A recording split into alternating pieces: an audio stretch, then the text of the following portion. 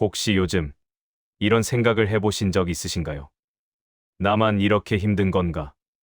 이 나이에 내가 뭘 바꿀 수 있겠어? 애써봤자 결국 제자리인 것 같아. 여러분, 오늘 한 사람의 이야기를 들려드리겠습니다. 이 사람은 여러분보다 훨씬 더 깊은 절망 속에 있었습니다.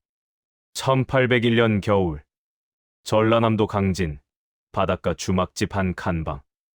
나라의 녹을 먹던 관리가 하루아침에 죄인의 몸이 되어 홀로 앉아 있습니다. 차가운 바닷바람이 문풍지를 흔들고 방 안에는 촛불 하나만이 가늘게 타오르고 있습니다. 그의 이름은 정약용. 정조 임금의 총애를 한 몸에 받던 사람. 수원화성 축성의 거중기를 고안하고 조선 최고의 실학자로 불리던 사람. 그런 그가 지금 모든 것을 잃은 자리에 내던져졌습니다. 함께 밥을 먹던 친구들에게 배신당하고 함께 나라를 논하던 동료들의 손에 유배되어 사랑하는 가족과 천리길을 사이에 두고 여러분, 그는 그 자리에서 무너졌을까요? 아닙니다. 그는 붓을 들었습니다. 그리고 그 18년 동안 500권의 책을 썼습니다. 평생 500권을 읽는 것도 쉽지 않은 세상에 그는 모든 것을 잃어버린 자리에서 500권을 썼습니다. 오늘 그 오랜 고독과 침묵 속에서 태어난 8가지 이야기를 여러분께 전합니다. 나이가 들수록 우리가 하지 말아야 할 것들. 200년이 지난 지금도 단 하나도 낡지 않은 가르침들. 그리고 한 가지 미리 말씀드리겠습니다. 이 8가지 중에는 사람들이 가장 듣기 싫어하면서도 막상 들으면 가슴이 가장 먹먹해지는 이야기가 있습니다. 그것은 오늘 영상의 마지막에 있습니다. 구독과 좋아요로 함께 해주세요. 자, 시작하겠습니다. 첫 번째입니다. 인생이 힘들다고 말하지 마십시오. 여러분, 지금 이 말을 들으시고 어떤 생각이 드시나요? 아니, 힘들면 힘들다고 해야지. 그럼 어떻게 하라는 거야? 그런 생각이 드실 수도 있습니다. 당연합니다. 그 마음, 저도 압니다. 그런데 다사는 이렇게 말합니다. 고단하지 않은 사람은 없다고. 이 세상에 힘들지 않은 삶이란 없다고. 다만, 그것을 입 밖으로 꺼내는 순간, 그 힘듦은 2배가 된다고. 강진 유배지에서의 첫 겨울. 다사는 먹을 것도 변변치 않았습니다. 머물 곳도 마땅치 않아 주막집 구석방에 몸을 뉘었고, 마을 사람들은 귀양 온 죄인을 곁에 두기 싫어 문도 열어주지 않았습니다. 아들은 멀리 있고, 아내는 혼자 집을 지키고 있었으며, 언제 유배가 풀릴지, 살아서 돌아갈 수 있을지조차 알 수 없었습니다. 그 상황에서 그가 할 수 있는 말은 얼마든지 있었습니다. 나는 왜 이런 신세가 됐는가? 내 인생은 왜 이렇게 고단한가? 그러나 다사는 그 말을 하지 않았습니다. 대신 이렇게 생각했습니다. 고단하지 않은 사람은 없다. 그저 묵묵히 견디며 극복해 갈 뿐이다. 여러분, 힘들다는 말을 하지 말라는 것이 감정을 숨기라는 뜻이 아닙니다. 그것은 이런 뜻입니다. 내 힘듦을 하소연의 언어로 꺼내는 대신 묵묵히 다음 걸음을 내딛는 사람이 되라는 것입니다. 말로 힘듦을 꺼낼 때 우리는 그 자리에 머뭅니다. 발로 한 걸음을 내디딜 때 우리는 비로소 나아갑니다. 인생이 고달플수록 더 조용히, 더 묵묵히. 그것이 다산이 18년 유배지에서 찾아낸 첫 번째 지혜였습니다. 두 번째입니다. 공부가 힘들다고 말하지 마십시오. 여러분, 한 생의 책을 몇 권이나 읽으실 수 있을 것 같으세요? 100권, 200권? 아주 열심히 읽어도 500권을 읽기란 쉽지 않습니다. 그런데 다산 정약용은 500권을 읽은 것이 아닙니다. 500권을 썼습니다.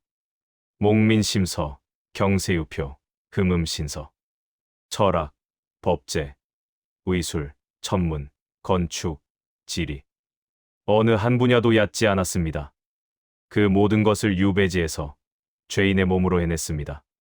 가르쳐 줄 스승도 없었고 참고할 도서관도 없었으며 글을 써도 세상에 내놓을 수 있을지조차 불분명했습니다.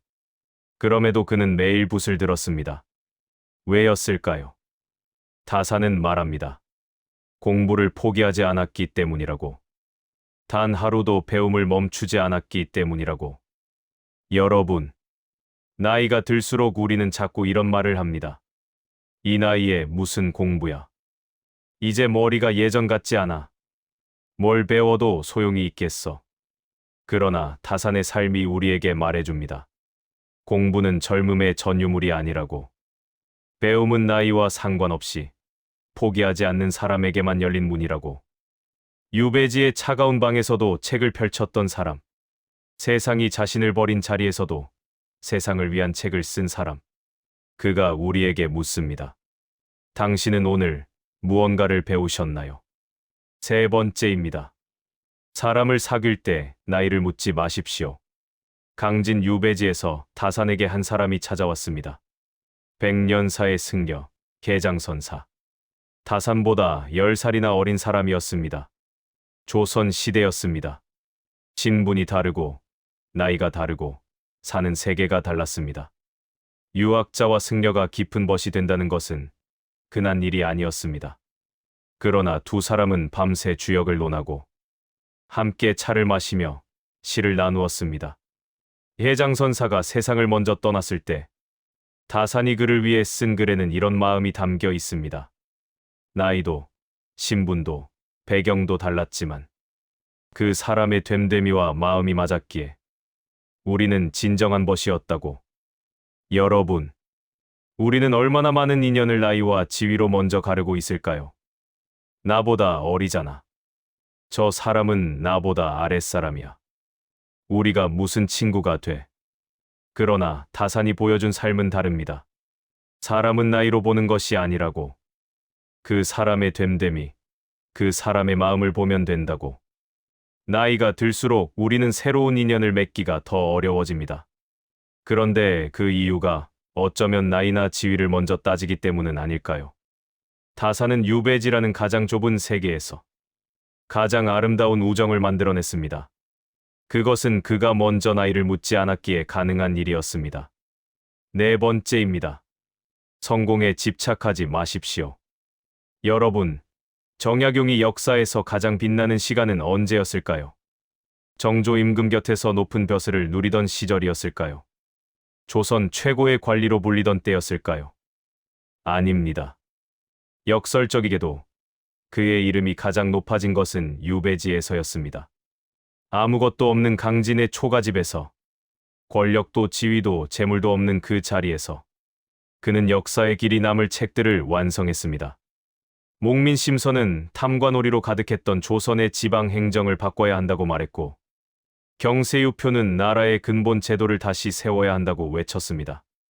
벼슬길에 있을 때는 쓸 수 없었던 것들이었습니다. 성공의 자리에 있을 때는 하지 못했던 것들이었습니다.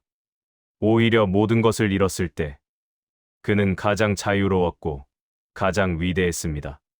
다산은 말합니다. 인생에서의 깨달음은 성공보다 실패했을 때 더 크다고. 여러분, 지금 무언가를 잃으셨나요? 지금 원하던 자리에 있지 못하십니까? 어쩌면 그 자리가 바로 여러분의 다산 초당일 수 있습니다. 어쩌면 지금 이 시간이 여러분 인생에서 가장 빛나는 무언가를 만들어낼 자리일 수 있습니다.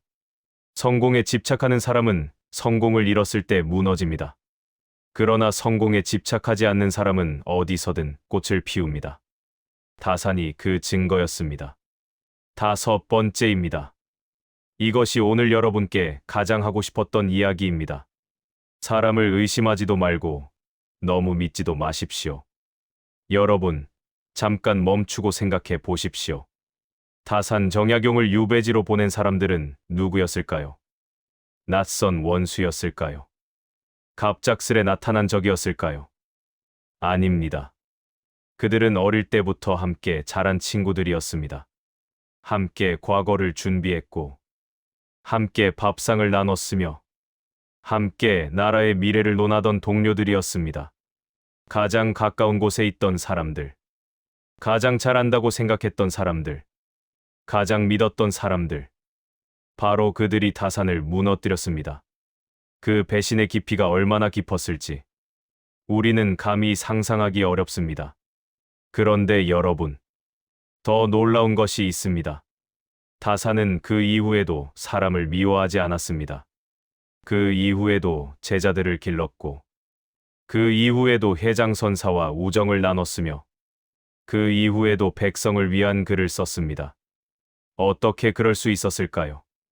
다산이 찾아낸 답은 이것이었습니다. 사람을 의심하지도 말고, 너무 믿지도 말라. 오는 사람 막지 말고, 가는 사람 잡지 마라. 이것은 냉소가 아닙니다. 이것은 체념이 아닙니다. 이것은 가장 지혜로운 사람이 도달한 인간관계의 진실입니다. 사람은 결국 변합니다. 어제의 친구가 오늘의 적이 될 수도 있고, 어제의 적이 오늘 나를 살리는 사람이 될 수도 있습니다. 그러므로 너무 깊이 믿어서 배신에 무너지지도 말고, 너무 깊이 의심해서 진짜 인연을 놓치지도 말라는 것입니다. 여러분, 지금 누군가에게 상처받으셨나요? 믿었던 사람에게 뒤통수를 맞으셨나요? 다산의 말이 작은 위로가 되기를 바랍니다. 오는 사람 막지 말고, 가는 사람 잡지 마라. 인연은 흘러가는 것입니다. 억지로 붙잡으려 하면 손이 베입니다. 자연스럽게 흘려보내야 할 것은 흘려보내십시오. 그리고 지금 곁에 있는 사람에게 집중하십시오. 그것으로 충분합니다. 6번째입니다. 잘하는 게 하나도 없다고 한탄하지 마십시오. 여러분, 거중기를 아십니까? 수원화성을 지을 때 사용된 기계입니다. 무거운 돌을 작은 힘으로 들어 올릴 수 있도록 설계된 도르래의 원리를 이용한 장치입니다. 이것을 누가 만들었을까요? 기계 전문가였을까요? 오랜 기간 건축을 공부한 장인이었을까요? 아닙니다. 유학을 공부한 문관, 정약용이 만들었습니다. 누가 가르쳐 준 것도 아니었습니다. 중국에서 들여온 책 한 권, 기기도서를 스스로 읽고, 스스로 원리를 이해하고, 스스로 고안해냈습니다. 그 결과 수원화성은 예상보다 훨씬 짧은 시간 안에 완성되었습니다. 다사는 말합니다. 아무리 나이 들어도 노력만 하면 스스로 배워서 얼마든지 잘할 수 있다고. 여러분, 나는 원래 이런 사람이야 라는 말만큼 위험한 말이 없습니다. 우리는 스스로에게 너무 쉽게 한계를 그어버립니다. 나이가 들수록 그 선은 더 굵어집니다. 그러나 다산의 삶이 말해줍니다. 재능이 없는 것이 아니라 시도하지 않는 것이라고. 못하는 것이 아니라 포기한 것이라고. 오늘 하루 한 가지만 새로 시작해 보십시오. 그것이 무엇이든 괜찮습니다. 다산이 그랬듯. 시작하는 사람에게 나이는 장애물이 아닙니다. 7번째입니다. 인생에 여유가 없다고 걱정하지 마십시오. 다산 초당 뒤편에는 작은 차 부뚜막이 있었습니다. 다조라고 불리는 곳입니다. 유배지에서 해장선사를 만나 차를 배운 다산은 이후 매일 아침 이 부뚜막에서 차를 끓였습니다. 생각해 보십시오. 18년 유배. 가족과 떨어져 있고 언제 풀려날지 모르는 상황. 써야 할 책은 산더미 같고 몸은 점점 늙어가는 현실. 그 속에서 그는 매일 아침 차를 마셨습니다. 바쁘다는 핑계로, 여유가 없다는 핑계로 차 한 잔 마실 시간을 내지 못한다면 그것은 시간이 없는 것이 아니라 마음이 없는 것입니다. 다사는 말합니다. 내 마음에 사심이 없다면 하늘에서 복이 내린다고. 여유는 상황이 만들어주는 것이 아닙니다. 여유는 내 마음이 만들어내는 것입니다. 아무리 바쁜 하루라도 잠깐 멈추고 창밖을 바라보는 것. 뜨거운 차 한 잔을 천천히 마시는 것. 그 짧은 순간이 쌓여 삶의 결이 달라집니다. 여러분, 오늘 하루 잠깐 멈추셨나요? 다산이 유배지 차 부뚜막 앞에서 그랬던 것처럼 오늘 딱 5분만 아무 생각 없이 하늘을 올려다 보십시오. 그것이 여유입니다. 그것이 다산이 말하는 복입니다. 8번째, 마지막입니다. 누군가를 위해 주었다고 생색내지 마십시오. 다산은 유배지에서 18년 동안 수많은 제자를 길렀습니다. 강진의 젊은이들에게 학문을 가르쳤고 아들들에게는 편지로 삶의 지혜를 전했으며 백성들을 위해서는 한 글자 한 글자 정성스럽게 책을 썼습니다. 그런데 그 어디에도 자신이 베풀었다는 기록이 없습니다. 그 어디에도 내가 이만큼 해주었다는 말이 없습니다. 그저 주었을 뿐입니다. 그저 나누었을 뿐입니다. 다사는 말합니다. 인간관계 속에서 진정으로 좋은 사람이 되려면 진심으로 사람들을 대하고 누군가가 잘 되어도 생색내지 않는 것이라고. 여러분, 우리는 얼마나 자주 이런 말을 합니까? 내가 그때 얼마나 도와줬는데. 나 없었으면 어쩔 뻔했어. 나한테 고마워할 줄을 알아야지. 그 마음이 이해가 됩니다. 도움을 주었는데 알아주지 않을 때 섭섭한 것은 인지상정입니다. 그러나 다사는 말합니다. 진심으로 주었다면 그것으로 충분하다고. 내가 누군가를 도왔다는 사실은 상대가 기억해 주지 않아도 하늘이 알고 내가 압니다. 그것으로 충분합니다. 생색은 베푼 것을 거두어들이는 행위입니다. 진심으로 준 것은 생색을 내는 순간 그 가치를 잃습니다. 오늘 누군가에게 무언가를 해주셨다면 그냥 잊으십시오. 그것이 가장 아름다운 나눔입니다. 여러분, 오늘 다산 정약용의 8가지 이야기를 함께 들었습니다. 힘들다고 말하지 말 것, 공부를 포기하지 말 것, 나이로 사람을 가르지 말 것, 성공에 집착하지 말 것, 사람을 너무 믿지도 너무 의심하지도 말 것, 한탄하지 말고 시도할 것, 여유를 만들어낼 것, 그리고 생색내지 말 것. 이 8가지는 200년 전 유배지의 초가집에서 나온 말입니다. 그러나 지금 이 순간 여러분의 삶에도 그대로 살아 있습니다. 다산정약용은 1818년, 18년의 유배 끝에 고향으로 돌아왔습니다. 57세였습니다. 그는 고향에서 18년을 더 살았고 75세의 나이로 세상을 떠났습니다. 놀라운 것은 유배에서 돌아온 이후에도 그는 쉬지 않았다는 것입니다. 고향에서도 책을 읽고 글을 쓰고 제자들을 만났습니다. 인생은 끝날 때까지 끝난 것이 아니라는 것을 그는 몸소 보여주었습니다. 여러분, 오늘 하루가 고단하셨나요? 지금 서 있는 자리가 버겁게 느껴지시나요? 괜찮습니다. 다산도 그 자리에 있었습니다. 그리고 그 자리에서 세상에서 가장 빛나는 것들을 만들어냈습니다. 그것이 가능했던 이유는 단 하나였습니다. 포기하지 않았기 때문입니다. 오늘 하루도 묵묵히 한 걸음씩 나아가십시오. 그것으로 충분합니다. 오늘도 따뜻한 삶의 서재를 찾아주신 여러분께 감사드립니다. 영상이 도움이 되셨다면 구독과 좋아요 부탁드립니다. 다음 영상에서 또 뵙겠습니다. 감사합니다.